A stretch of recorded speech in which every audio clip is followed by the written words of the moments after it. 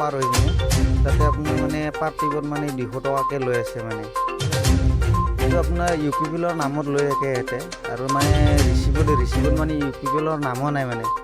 just কিবা এনে subscribe নে কি এনেকুৱা ছাবস্ক্ৰিপশ্যন নে কি এনেকুৱা মানে লিখা আছে মানে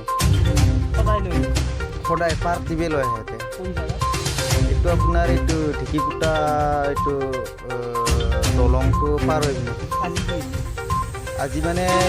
মই এদিনৰ পৰা আহি থাকোঁতে লোড গাড়ী তাৰপিছত তাতে ৰখালে 8:30 মানত তাৰপিছত ক'লে কি চালান দে তাৰপিছত চালান দেখালোঁ চালান দেখাৰ পিছত মানে সিহঁতে কৈছে আৰু দে আমাক ইয়াতে 200 টকা ৰাখক পইচাটো আমাক দে তাৰপিছত এইটো পইচাটোতো মোক মালিকে দিয়া নাই তেতিয়াহ'লে মই আৰু ক'ৰ পৰা দিলোঁ মই মালিকক ফোন কৰিলোঁ মালিকে আহিল আহি পিনে মানে সিহঁতে পইচাটো দাবী কৰিছে আৰু গাড়ী যাব দিয়া নাই আৰু ইমান টাইমলৈকে ৰখাই থৈ দিছে এনে সিহঁতে কৈছে কিবা পাৰ্টি ইউ পি পি এলৰ নামত লোৱা বুলি কৈছিলে ইয়াতে মানুহ আপোনাৰ 2জন আছিল হয়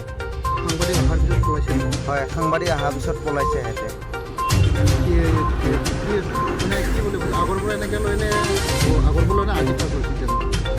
আপোনাৰ এইটো হ'ল আপোনাৰ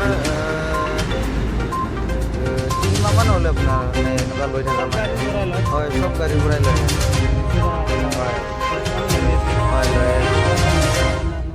হয় হয় আজি ৰখাই দিছিলে